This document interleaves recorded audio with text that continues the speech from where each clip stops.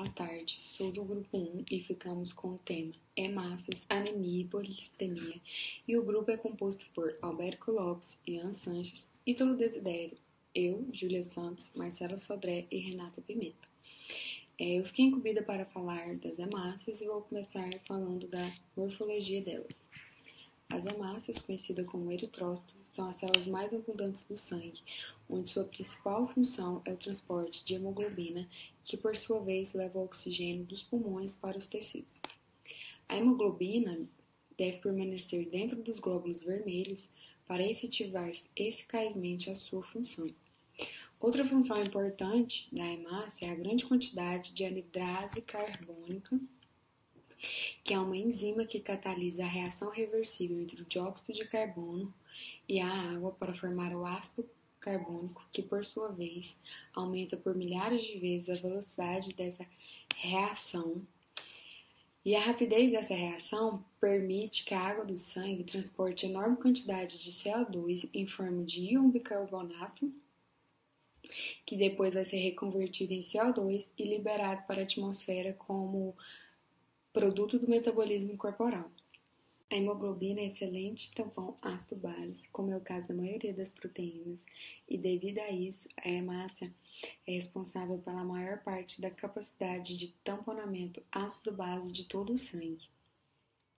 As hemácias normais possuem espessura em diâmetro de 7,8 micrômetros, espessura de 2,5 micrômetros, e o seu centro possui 1 ou menos micrômetros. O volume médio das hemácias é de 90 a 95 micrômetros cúbicos.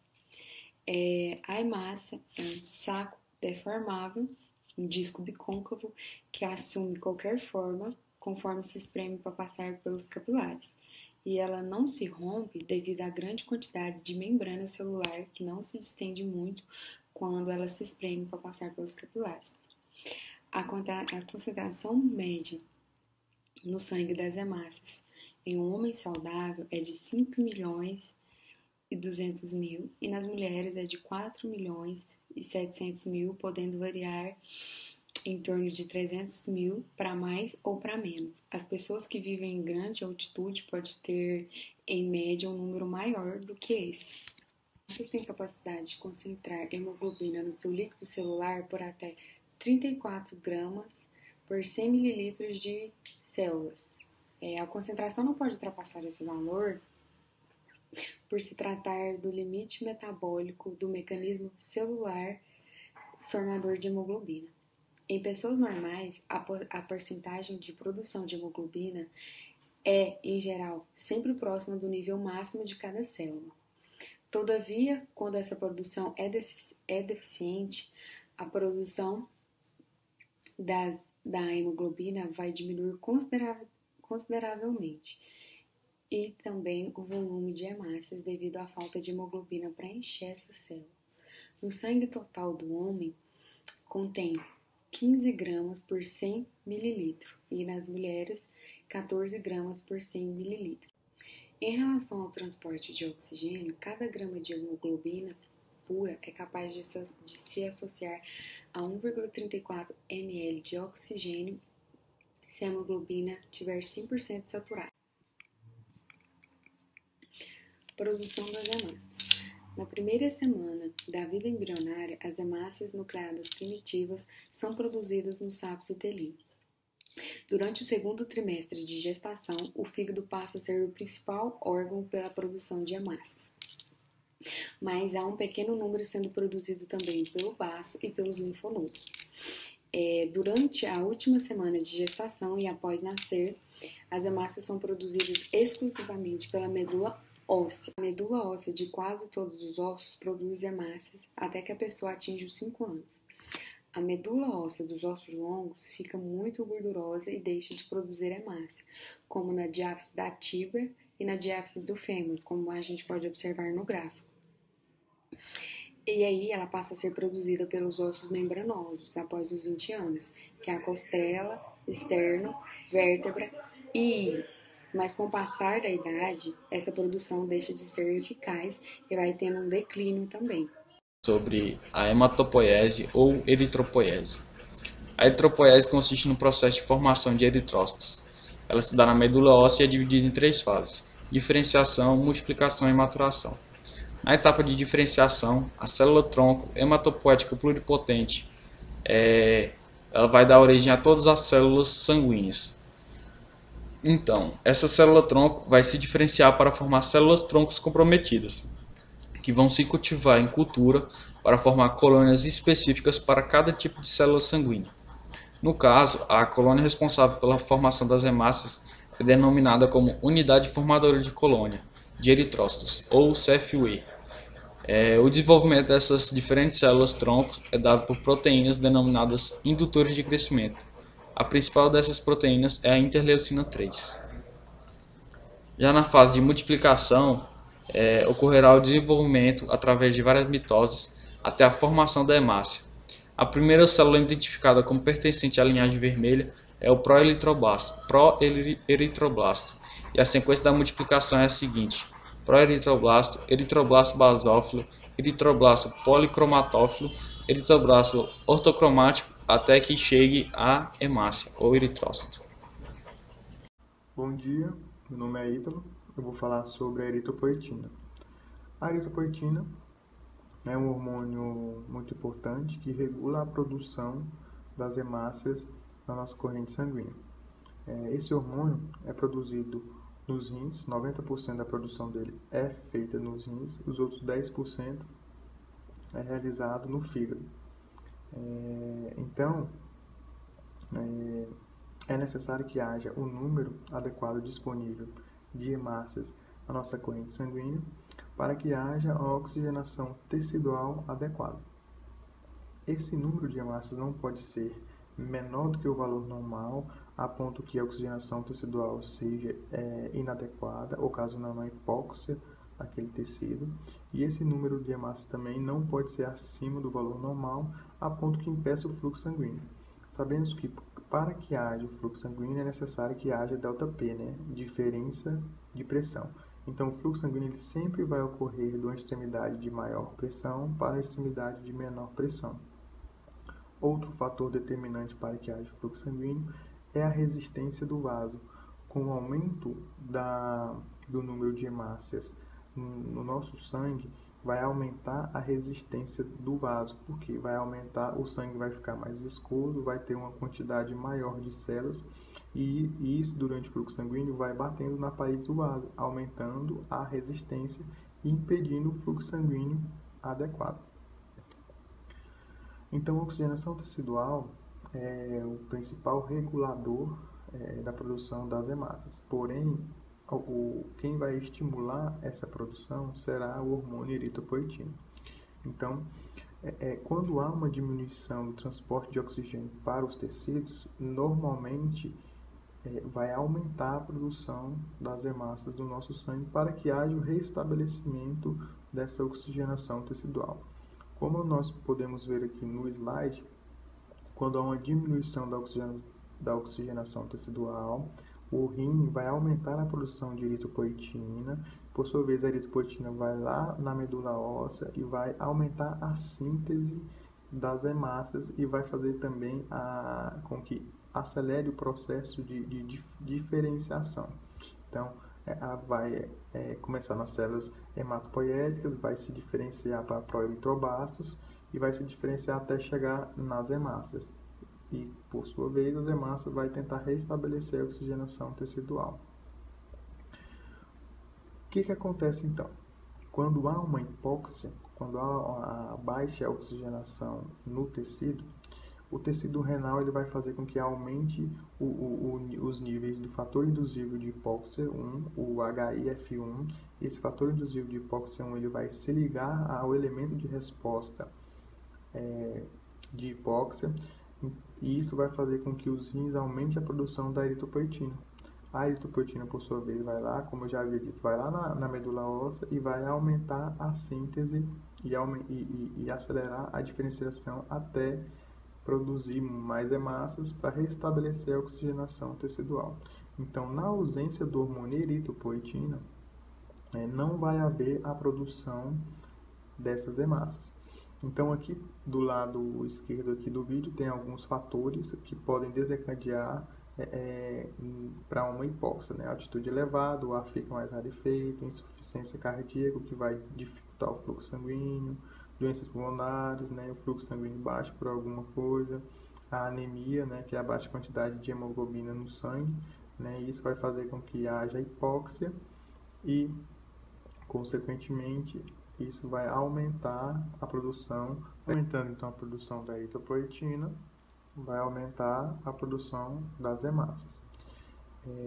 A nível de curiosidade, aquelas pessoas que têm falência renal, né, os rins não fazem mais a sua função, geralmente os pacientes renais crônicos que precisam fazer hemodiálise. Então, como os rins não vai ter a sua função adequada, então não vai haver a produção de eritropoetina. Não havendo a produção de eritropoetina, não vai haver a produção de hemácia. Então, essas pessoas que são renais crônicos, geralmente, na maioria das vezes, elas precisam tomar a hormônio eritropoetina de forma exógena. É aplicada uma injeção de forma subcutânea, onde é injetado esse hormônio sintético para que os pacientes venham produzir hemácias, né, e não venham desencadear alguns sinais e sintomas pela falta dessas hemácias no sangue. Obrigado. Dando continuidade ao trabalho, eu vou falar sobre a maturação das hemácias. A maturação é um processo de desenvolvimento das hemácias que se dá a partir do eritroblasto ortocromático e vai consistir na mudança morfológica da célula. Ela está associada à perda do núcleo e a sequência da maturação é a seguinte: começa no eritroblasto ortocromático, vai para o reticulócito e, por fim, acaba no eritrócito maduro. A maturação das hemácias está essencialmente ligada à presença de vitamina B12 e ácido fólico. Por ser uma célula de rápida produção e rápido desenvolvimento, sua maturação ela depende muito do estado nutricional da pessoa. Essas vitaminas são essenciais para a síntese de DNA e a falta delas acaba resultando na falha de maturação, na má formação da célula. Eu vou falar sobre a falência de maturação causada pela deficiência de vitamina B12. Ela está relacionada à anemia perniciosa, que se trata de uma atrofia do trato gastrointestinal, que é tipo o seguinte: esse trato gastrointestinal vai liberar glicoproteínas, chamadas de fator intrínseco, e esse fator intrínseco vai se ligar à vitamina B12, impedindo que essa vitamina seja digerida pelas secreções intestinais. E na falta desse fator intrínseco, que é no caso da anemia perniciosa, ela vai ter maior dificuldade para se ligar a essa vitamina B12, já que não vai ter o fator intrínseco, e essa vitamina B12 acaba sendo digerida, e é muito mais difícil absorver essa vitamina B12. E essa falha da maturação acaba por criar os famosos macrócitos, que são células gigantes, né? Podemos dizer assim, com a parede celular fina, e ela é instável. Ela consegue desempenhar o papel de transportar oxigênio, mas a sua duração de vida é 1/3 da célula normal, da hemácia normal. Agora eu vou falar sobre a falência de maturação causada pela deficiência de ácido fólico. Esse ácido fólico está presente em muitas verduras e principalmente no fígado, só que ele é facilmente perdido no cozimento. E muitas das vezes ele também acaba sendo desperdiçado por causa da absorção gastrointestinal normal. E como já disse antes, a falta dessa vitamina B9, o ácido fólico, pode causar uma falha na maturação da hemácia e uma má formação. Olá, eu sou a aluna Marcela Sodré e eu vou falar acerca da hemoglobina. A hemoglobina ela é uma proteína encontrada no sangue dos vertebrados, mais especificamente no interior das células do sangue, né, que são as hemácias. A síntese dessa proteína ela começa lá nos proeritroblastos e prosseguem até mesmo no estágio de reticulócitos, né, que são os eritrócitos imaturos. Quando esses reticulócitos eles saem da medula óssea e vão para a corrente sanguínea, eles continuam formando hemoglobina, só que agora em quantidades menores. Então, há diferentes tipos de cadeia de hemoglobina que são designadas como alfa, beta, delta e gama. E a forma mais comum da hemoglobina encontrada no ser humano adulto é uma hemoglobina chamada A, hemoglobina A, que ela é constituída por 2 cadeias alfa e 2 cadeias beta. Então, cada cadeia de hemoglobina, ela tem um grupo M contendo um átomo de ferro. E são 4 cadeias de hemoglobina que constituem cada molécula. Então, são encontrados 4 átomos de ferro em cada molécula de hemoglobina completa, né? Além disso, cada átomo de ferro ele pode se ligar a uma molécula de oxigênio. Então, podem ser transportados por cada molécula de hemoglobina 4 moléculas de oxigênio, ou, se preferirem, 8 átomos de oxigênio, né? Tendo em vista que a molécula é constituída por 2 átomos. Então, aqui nessa imagem está sendo mostrada aqui 4 cadeias, né, de hemoglobina, essas coloridas, contendo aqui o grupo M, que contém o ferro, certo? Então, nesse caso aqui, está sendo mostrada uma cadeia alfa, outra cadeia alfa, uma beta, outra beta, que forma a hemoglobina A, que é a forma mais comum encontrada no ser humano adulto. Já aqui nesse slide, eu vou falar sobre as etapas de formação da hemoglobina, né? Então, essa formação, ela começa com a succinilcoenzima A. Essa succinilcoenzima A, ela é formada lá no ciclo de Krebs e ela vai se ligar à glicina. A glicina, ela é um aminoácido encontrado em alguns alimentos, como o fígado, o ovo. Então, essa ligação aqui vai formar o pirrol, que é essa molécula aqui. Depois, 4 pirróis vão se unir e vão formar a protoporfirina 9, ou seja, essa protoporfirina 9 é a junção de 4 pirróis. Logo após, essa protoporfirina 9 vai se ligar ao ferro, dando origem ao grupo chamado M, a molécula M. Então, essa molécula M vai se combinar com a longa cadeia polipeptídica. O que é essa longa cadeia polipeptídica? É o que chamamos de globina. Então, vai se ligar M mais globina, formando a cadeia de hemoglobina. Mas atenção aqui, porque a cadeia de hemoglobina não é a molécula final da hemoglobina. Essa cadeia ela é uma subunidade da molécula de hemoglobina. Então, 4 cadeias de hemoglobina vão se juntar e formar a hemoglobina propriamente dita. Aqui, nesse slide, está mostrando 2 cadeias alfas sendo ligadas a 2 cadeias beta, formando a hemoglobina do tipo A, por ela ser a forma mais encontrada no ser humano adulto. Por isso que é esse exemplo que está sendo dado aqui nesse slide.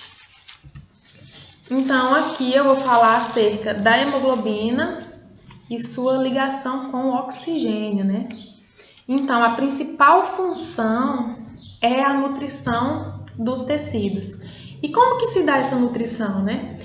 Então, lá nos nossos pulmões, as moléculas de hemoglobina vão se ligar às moléculas de oxigênio, formando um complexo que nós conhecemos como oxihemoglobina. E essa ligação ela é frouxa e reversível, isso é uma característica muito importante. Então, quando o oxigênio ele é transportado em sua forma molecular para os tecidos, ou seja, em forma de O2. Onde ele é liberado lá nos líquidos teciduais. Quando essas as hemácias, né, que são as células do sangue contendo a proteína hemoglobina, quando elas chegam nos tecidos, esses tecidos estão com uma baixa concentração de oxigênio. Então, a diferença de concentração e a instabilidade do complexo oxihemoglobina vai provocar a dissociação entre a hemoglobina e o oxigênio, ou seja, por isso a importância da ligação ser frouxa e reversível, para que o oxigênio consiga se desprender e ser liberado para ser utilizado na respiração. Além disso, falando sobre aqui a saturação, né? A saturação normal para a maioria das pessoas saudáveis é entre 95% e 100%. Lembrando que isso é ao nível do mar. Mas em condições leves de saúde, como gripes, resfriados, essa saturação pode dar uma leve alterada, indo aí de 90% a 94%, mas nada tão alarmante, né?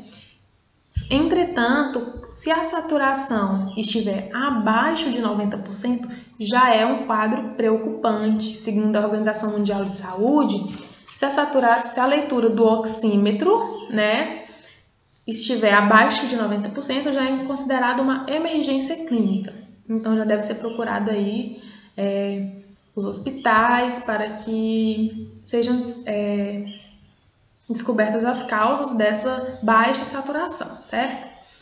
Então, aqui nessa imagem, estou mostrando um oxímetro, né? Aqui a saturação está em 97%, ou seja, está considerado normal, ao nível do mar. E aqui nós temos as hemácias, células sanguíneas, na corrente sanguínea. E aqui dando um zoom na hemácia, né? Lá dentro está a molécula de hemoglobina e o oxigênio, né? A ligação do oxigênio aqui com a molécula de hemoglobina. Aqui o grupo M, contendo ferro, que se liga ao oxigênio. Por isso se dá a ligação hemoglobina-oxigênio. Então é isso. Eu espero que tenha ficado claro. Muito obrigada.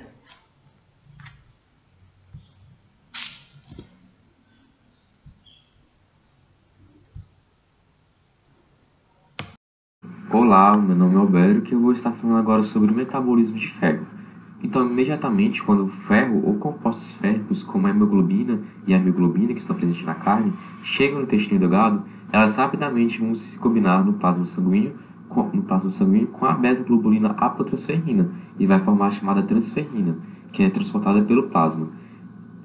Nessa transferrina, nessa molécula, o ferro está ligado de forma frouxa, ou seja, ele pode ser liberado para qualquer célula e a qualquer parte do corpo. E o excesso de ferro no sangue ele é depositado de modo especial nos hepatócitos e em menor quantidade nas células reticuloendoteliais da medula óssea. Sobre o armazenamento intracelular, o ferro ele vai se combinar com a proteína apoferritina e vai formar o chamado ferro de depósito, também chamado de ferritina. Nesse ferro de depósito, a ferritina ela pode ter grande a pequena quantidade de ferro.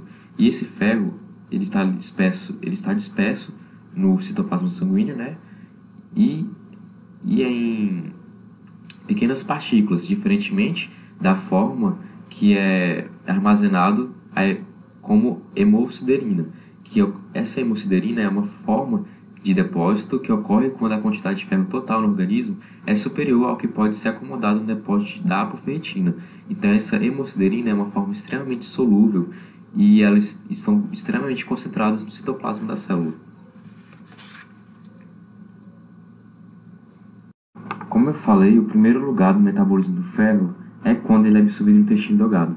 Só que antes disso, né, a apotransferrina no fígado vai ser liberada pela bile e através do ducto biliar ela vai chegar no duodeno. Então, no intestino delgado, a apotransferina vai se ligar ao ferro livre e aos compostos férricos, que, como eu falei anteriormente, podem ser a mioglobina ou a hemoglobina da carne, e sim vão formar a famosa combinação transferrina. E a partir da combinação da transferina, ela vai se ligar a receptores na membrana de células epiteliais intestinais. E por pinocitose, essa molécula de transferina, com seu armazenamento de ferro, é absorvida pelas células epiteliais. E assim, a partir disso, ela é liberada para capilares sanguíneos abaixo dessas células e sob a forma de transferina plasmática.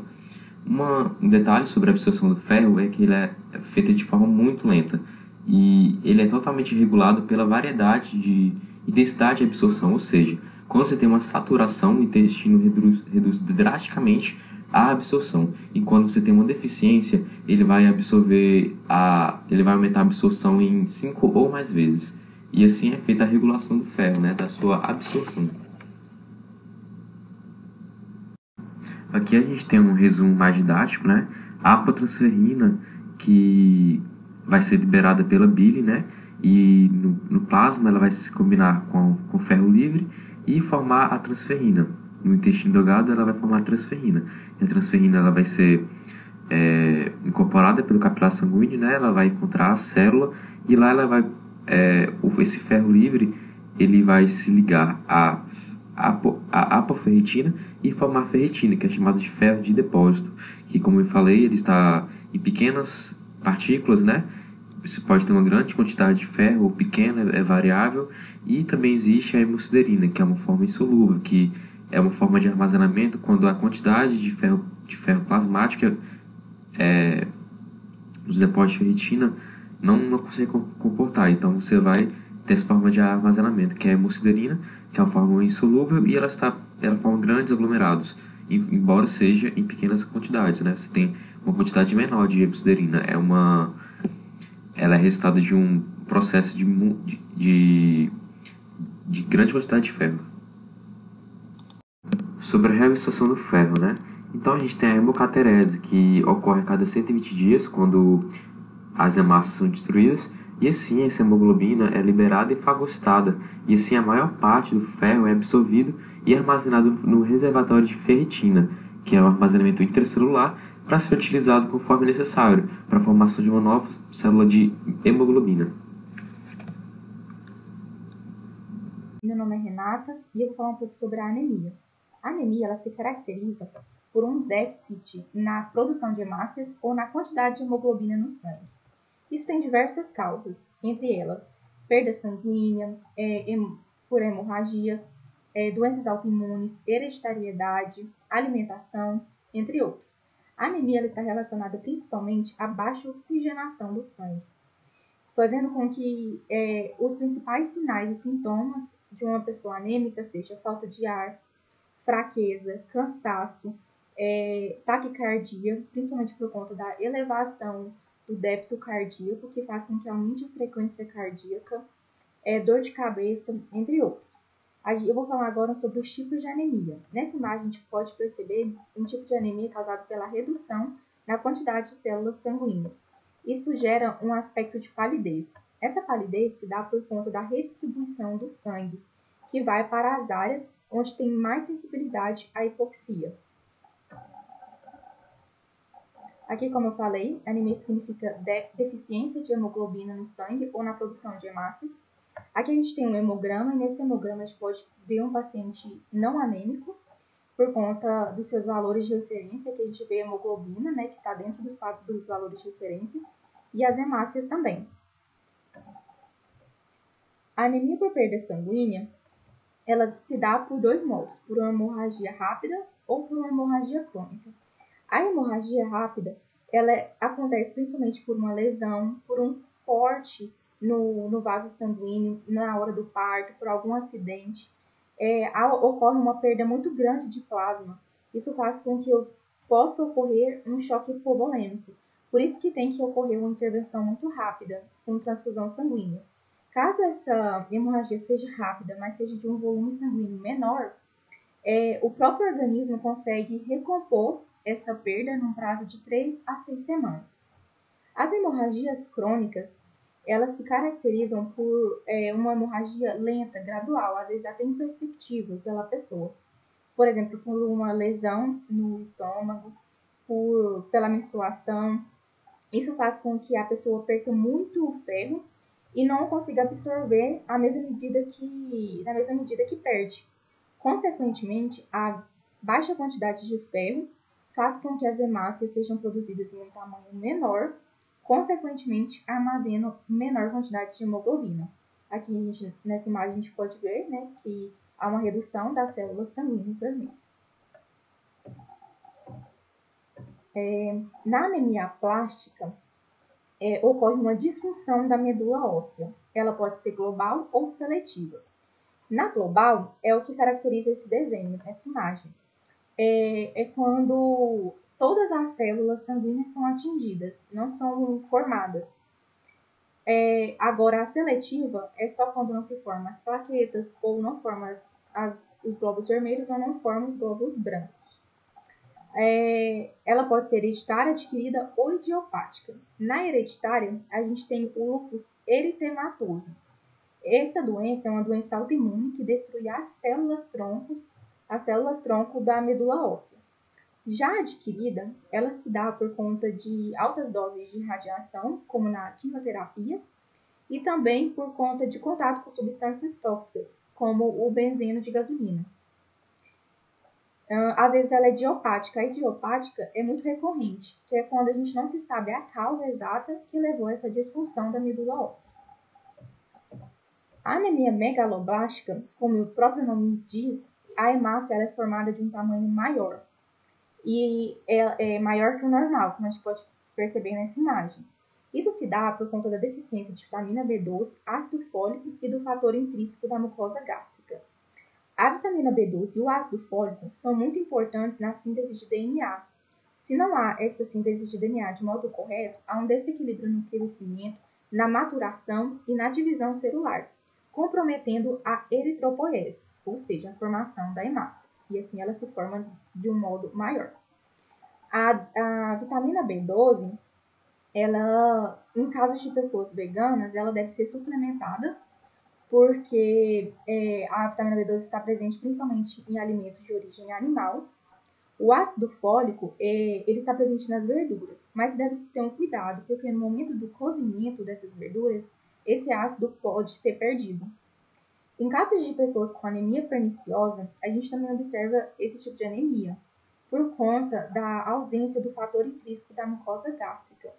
Consequentemente, não há absorção da vitamina B12. Esse fator intrínseco ele é essencial para a absorção da vitamina B12. Vou falar sobre a anemia hemolítica. A anemia hemolítica ela se caracteriza pela redução do tempo de vida da hemácia. Em um indivíduo normal, sua hemácia ela apresenta de 110 a 120 dias. Em um indivíduo anêmico, a sua hemácia não passa de 100 dias. Nós temos 3 tipos, entre elas está a esferocitose hereditária. A esferocitose hereditária se caracteriza pela formação da hemácia muito pequena e esférica. E ao passar pelos vasos, ela não suporta as forças de compressão e acaba se rompendo. Na hemácia normal, ela apresenta um formato bicôncavo e com muita membrana, o que faz com que ela não se rompa com facilidade ao passar pelos vasos. A anemia falciforme, ela se caracteriza pela alteração dos glóbulos vermelhos do sangue, tornando-os parecidos com um foice. Como isso acontece? A hemoglobina de um indivíduo anêmico com anemia falciforme, ela se chama hemoglobina S. Ela é formada nas cadeias beta. Isso faz essas hemoglobinas em altas temperaturas, baixa oxigenação e baixo pH se polimerizam e formam cristais que se depositam na hemácia. Essa hemácia, então, adquire esse formato de foice, se tornando mais suscetível à hemólise e gerando anemia. E um sinal muito característico é a icterícia. A icterícia se dá justamente por conta do rompimento das hemácias. Gera-se uma crise da anemia falciforme, que é porque esse ciclo gera uma redução de oxigênio, gera um maior afastamento das hemácias, destrói mais hemácias, então isso gera muita dor para o paciente, por isso que deve ser tratado, porque é um ciclo que está sempre se repetindo. A eritroblastose fetal é quando o sangue de um feto sofre hemólise, ou seja, é aglutinado pelos anticorpos do sangue da mãe. Como isso acontece? A mãe ela é RH negativo e ela tem um feto, né, RH positivo. Nessa primeira gravidez, no momento do parto, há contato de sangue. E aí a mãe é sensibilizada pelo RH positivo do seu filho. Consequentemente, na segunda gestação, se esse filho for RH positivo, vai ocorrer troca de anticorpos pela placenta e ao passar anticorpos anti-RH para a criança, vai ocorrer a hemólise de suas hemácias, causando deficiência mental, icterícia, baços aumentados, entre diversos outros sintomas. É por isso que no momento do parto, a mãe deve tomar uma injeção de anti-RH para não ser sensibilizada. Eu vou falar agora sobre os efeitos da anemia no sistema cardiovascular. O indivíduo anêmico ele apresenta uma baixa quantidade de hemácias no sangue. Isso faz com que ocorra uma redução da viscosidade do sangue, diminuindo a resistência sanguínea, aumentando o fluxo. Aumentando o fluxo vai chegar mais sangue no coração e aumentar o débito cardíaco. Aumentando o débito cardíaco, a gente vai ter um aumento da frequência cardíaca. Por isso que um dos sinais característicos, né, das pessoas anêmicas é a taquicardia, né, esse aumento da frequência cardíaca. No indivíduo anêmico, o seu sangue ele apresenta uma baixa saturação de oxigênio, ele apresenta uma hipoxia. Essa hipoxia vai fazer com que os vasos sofram uma vasodilatação, para aumentar o fluxo e chegar mais sangue no coração e aumentar o débito cardíaco. O oxigênio ele é um controlador de fluxo sanguíneo. Esse mecanismo é um mecanismo patológico compensatório que o organismo faz para tentar compensar a hipoxia do indivíduo anêmico e atender às suas demandas metabólicas. O problema é que quando essas pessoas anêmicas praticam alguma atividade física, o coração não consegue bombear mais sangue, ele já está bombeando no seu máximo. Então, ao praticar uma atividade física, né, vai aumentar a demanda metabólica, vai aumentar a demanda por oxigênio, vai aumentar o débito cardíaco, consequentemente o coração não consegue bombear mais. E aí vai gerar um quadro de insuficiência cardíaca aguda. A gente vai ter uns quadros patológicos chamados de polissemia. Existe a polissemia secundária e a polissemia vera. A secundária também é chamada de fisiológica. Nela, os tecidos vão ficar hipotóxicos, ou seja, vai ter uma baixa tensão de oxigenação no ar. Isso acontece em lugares que têm baixa altitude ou em lugares mesmo que tem um suprimento deficiente de oxigênio, e até mesmo em casos de insuficiência cardíaca congestiva. Assim, os órgãos hematopoéticos vão começar a produzir uma quantidade extra de hemácias, e a contagem de hemácias total pode chegar a aumentar 30% e chegar a 6 a 7 milhões de milímetros cúbicos. A gente também vai ter a polissemia vera. O que ocorre na polissemia vera? Ela é causada por uma aberração genética nas células hematocitoblásticas que produzem hemácias. Casos de tumor de mama em que há uma produção excessiva de um tipo específico de célula mamária, e em geral nela você vai ter os leucócitos e as plaquetas vão estar aumentadas. O volume sanguíneo total vai estar aumentado até 2 vezes, e como consequência você vai ter um sistema vascular engurgitado, e os capilares vão estar obstruídos pela viscosidade em cerca de 3 a 10 vezes mais, né? O aumento da viscosidade. Bom, agora eu vou mostrar um vídeo e depois eu vou fazer um breve comentário sobre ele.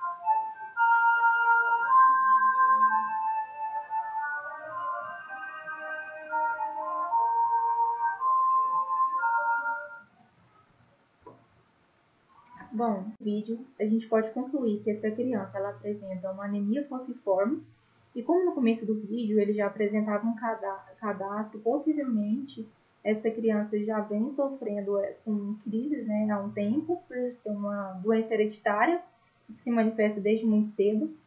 Essa criança apresenta febre por conta de inflamação, comprometimento dos órgãos, principalmente o baço, que fala que ele fica palpável, né, por conta do acúmulo de líquido.